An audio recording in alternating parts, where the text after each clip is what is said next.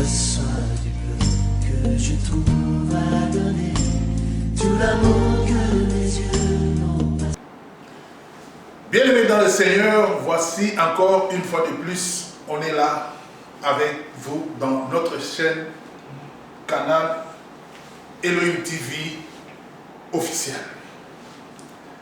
Vraiment, c'est encore avec joie que je veux partager avec vous la parole de Dieu, avec votre humble serviteur, Médard Boaz, serviteur à l'oreille trouée, esclave du Seigneur Jésus. Si vous n'êtes pas encore inscrit dans notre chaîne, profitez-en. Parce que nous avons beaucoup de nouveautés que nous devons apporter dans vos maisons, partageant la parole de Dieu, s'édifiant, afin que le malin ne puisse pas avoir l'accès dans tout ce que nous faisons. Aujourd'hui, bien-aimés, le Seigneur a un plan merveilleux pour vous. Nous allons introduire la vie de quelqu'un qui se trouve dans la Bible. On va parler cette semaine sur la vie de cette personne. Aujourd'hui, ça ne sera que l'introduction. On va lire dans les livres de 1 Chronique, chapitre 4, versets 9 à 10. Mais pour la bonne compréhension, j'aimerais bien que nous puissions lire un peu avant ces deux versets pour vous donner un peu l'image. Pourquoi j'ai choisi seulement ces versets-là? Ce n'est pas un hasard, ce n'est pas parce que j'aime beaucoup ces frères, mais c'est pour vous dire que Dieu est tellement simple pour les chercher, Dieu est tellement simple pour les trouver. Je vais lire dans le livre de 1 Chronique, chapitre 4,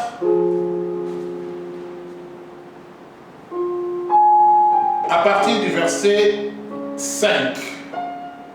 La famille d'Achur, fils de Possur et Étron. Achur, père de Tekoa, eut deux femmes, Eléa et Nara.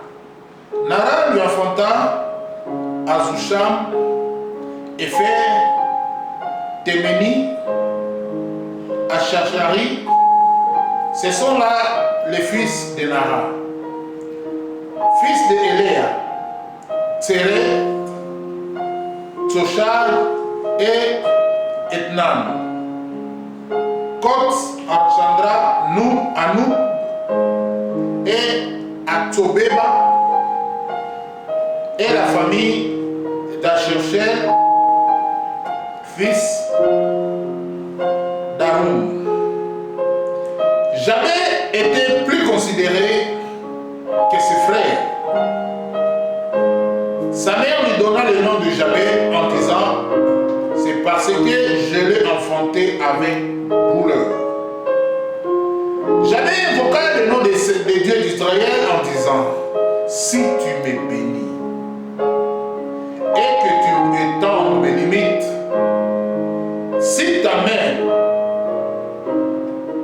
est avec moi, et si tu me préserves du malheur, en sorte que je ne sois pas dans la souffrance.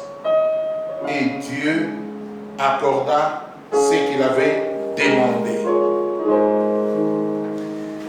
Bien-aimés dans le Seigneur,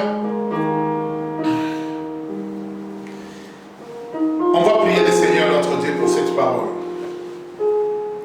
Éternel Dieu, nous te disons encore une fois de plus merci. Tu es avec nous. Parle-nous dans nos cœurs, Jésus. Nous voulons faire ta volonté, nous voulons exécuter ta volonté et faire ce que tu veux, Père éternel. Nous ne voulons pas être inconsidérés. Ta parole qui vient de sortir en ce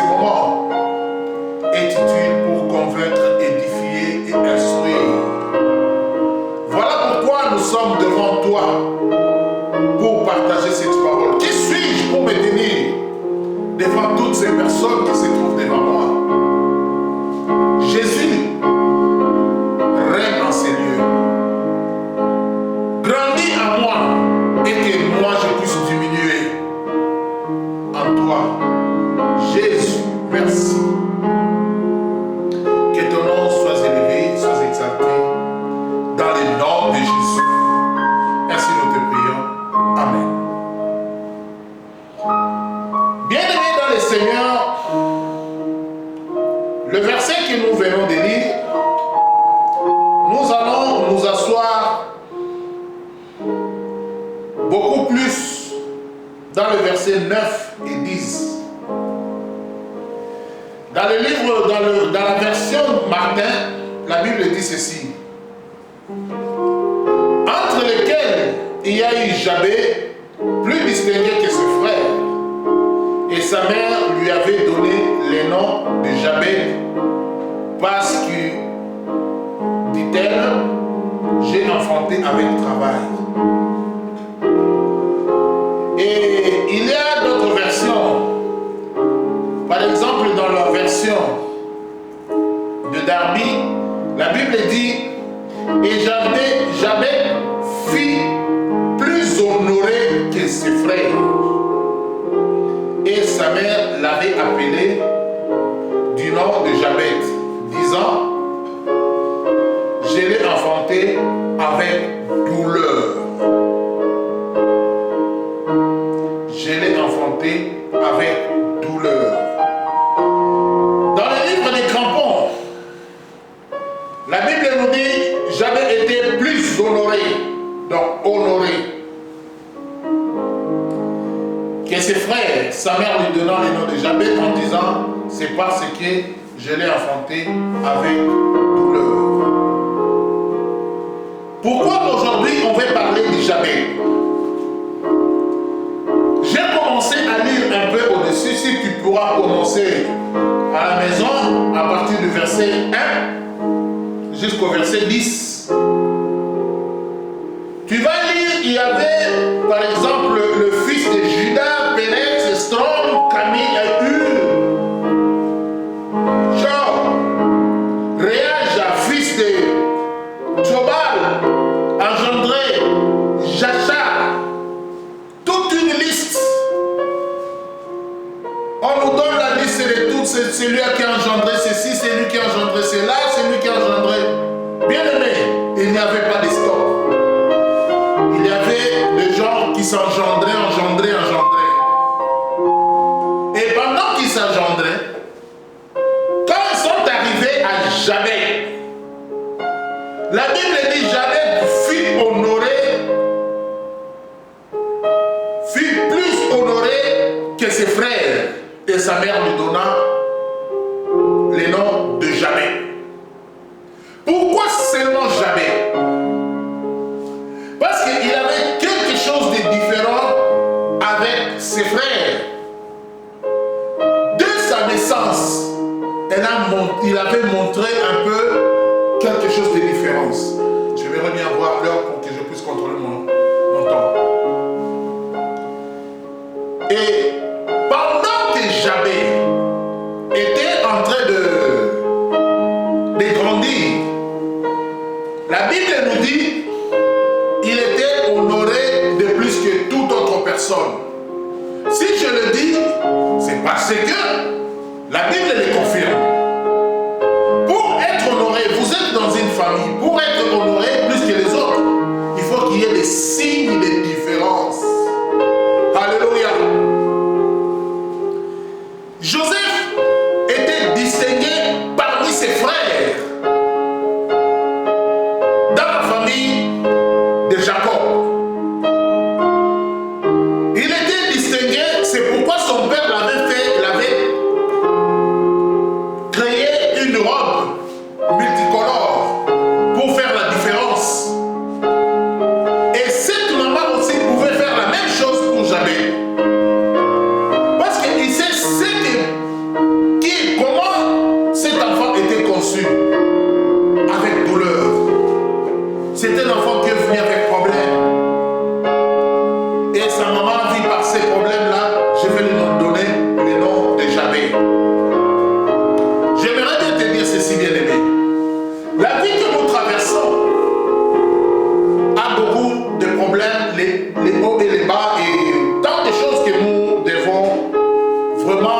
regarder dans notre entourage.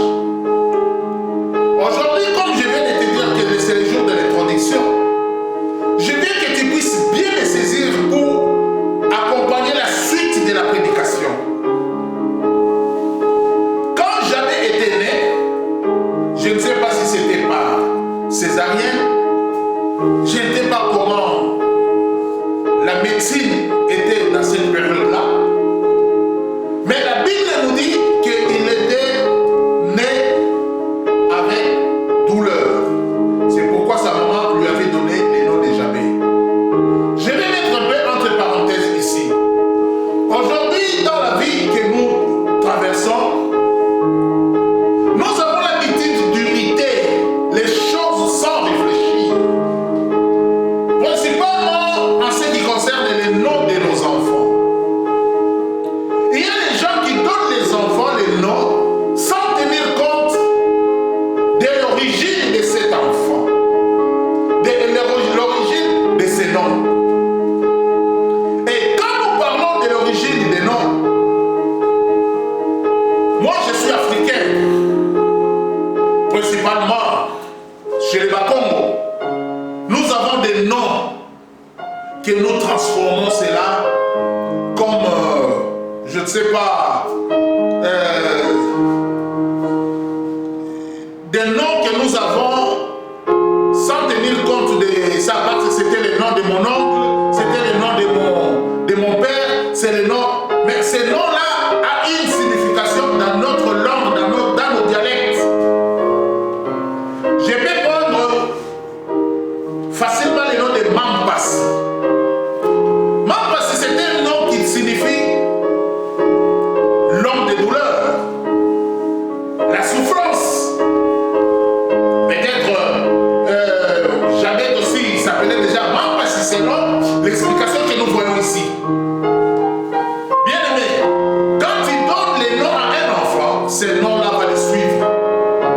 L'esprit de ces noms-là va les suivre. Mathias. Donc, nous devons savoir qu'est-ce que pour nous c'est la joie. C'est un enfant qui doit être toujours joyeux. C'est ma joie. Ma kiadi. Ah, mon frère. Aujourd'hui, vous connaissez le Seigneur. Vous avez goûté la parole de Dieu. Si ton frère ou ton papa s'appelait Lumfuankenda, cela veut dire la mort. Tu invoques la mort pour ton enfant. Non. Que ton enfant puisse mourir, ce n'est pas un nom qu'on peut donner à un enfant. Cette maman a donné son enfant Jabez, signifie Mampas. Je l'ai conçu avec douleur. Je l'ai enfanté avec douleur. Bien-aimés, nous devons regarder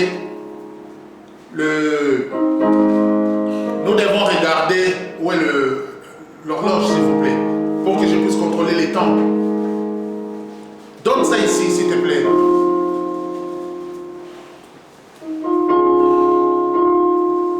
Donc, nous devons vraiment savoir comment est-ce que nous marchons. Parce que les noms influencent la vie de l'enfant. Il faut chercher les noms qui va élever, qui va glorifier l'enfant, que l'enfant ne sera pas dans les problèmes. Cette maman a donné cet enfant ces noms-là, mais l'enfant, la Bible dit, il a voulu changer sa situation à partir du nom que sa maman l'avait donné. Bien-aimé, toi tu peux changer ta situation. La Bible dit, Jacob a été appelé Jacob. Son nom a été changé en Israël après avoir rencontré l'ange. Jabez, quand il a compris que son nom c'était la douleur, il a voulu changer ça. Il a fait la prière devant Dieu pour que Dieu puisse lui faire grâce. Nous verrons cela dans les détails, dans les prochaines séances. Il a voulu changer son nom parce qu'il ne pouvait pas accepter ces noms de douleur puissent continuer avec lui. Et toi, tu connais la signification de ton nom. Tu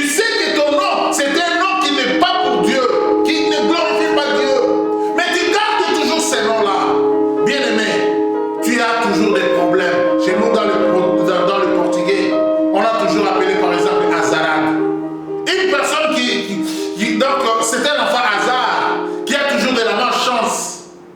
Hasard, on en a beaucoup ici. On en a beaucoup.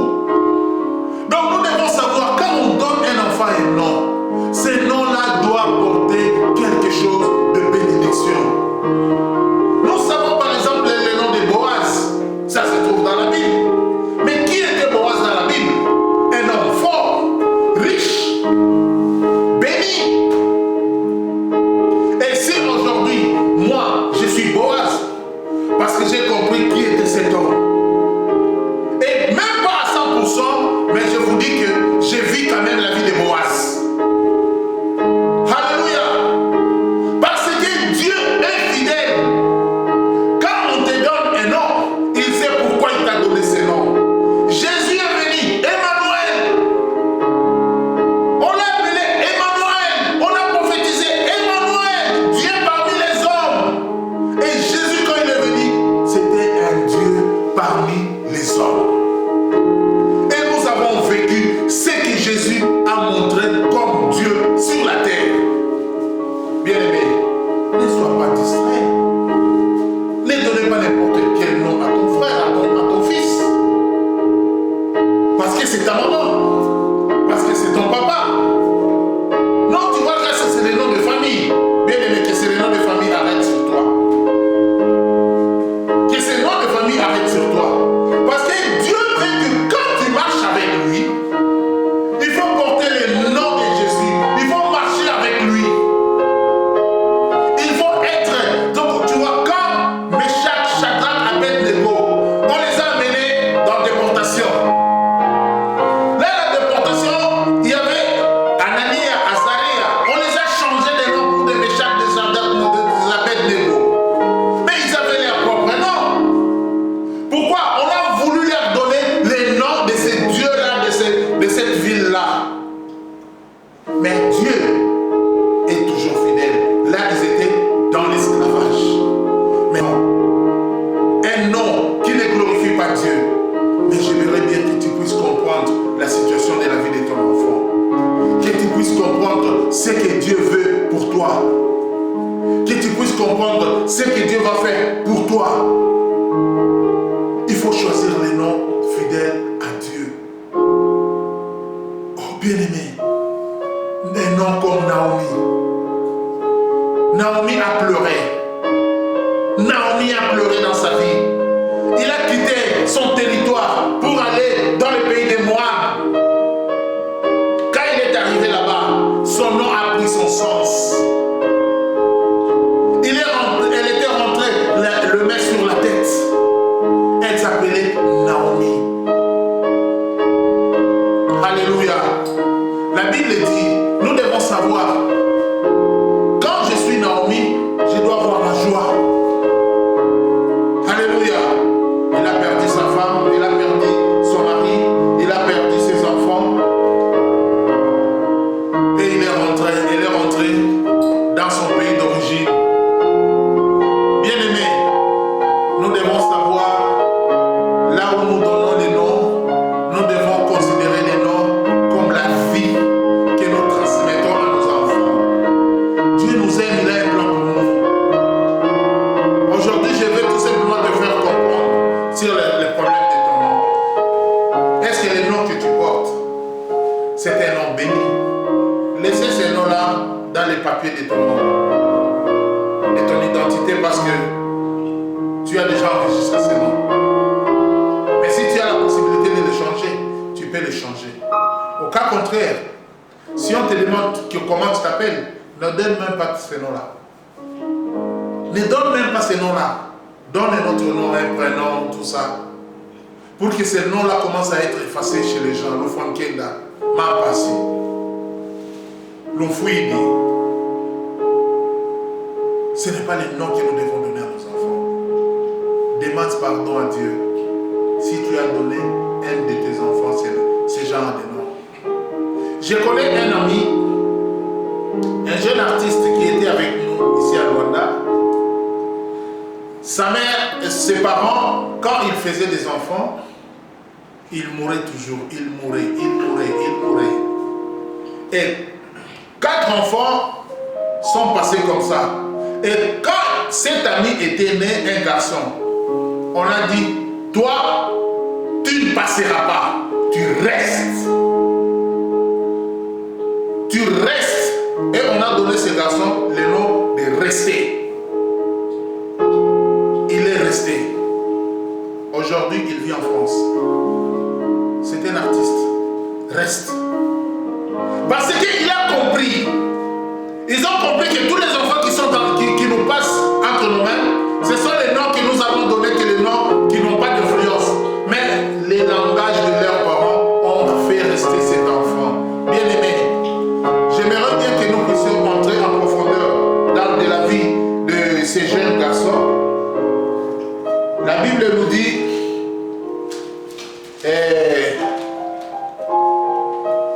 dans le livre des 1 Chroniques, Jabez invoqua le nom d'Israël en disant, si tu me bénis, si tu étends mes limites, si ta main est avec moi, et si tu me préserves du malheur, en sorte que je ne sois pas dans la souffrance, et Dieu accorda ce qu'il lui avait demandé.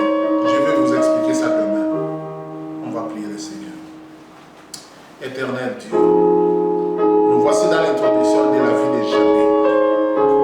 Nous voulons que tu nous parles, Seigneur. Agis en ta faveur. Sois avec nous, Seigneur, notre Dieu. Laisse que ta parole pénètre nos cœurs. Que ça ne se limite pas seulement à écouter. Mais Jésus, nous voulons que ça puisse produire des effets dans nos vies. Que cela puisse influencer nos vies au nom de Jésus. Ainsi nous te prions. Amen. Que Dieu vous bénisse. Soyez bénis. Clique encore dans notre chaîne pour recevoir nos nouveautés. Que Dieu vous bénisse.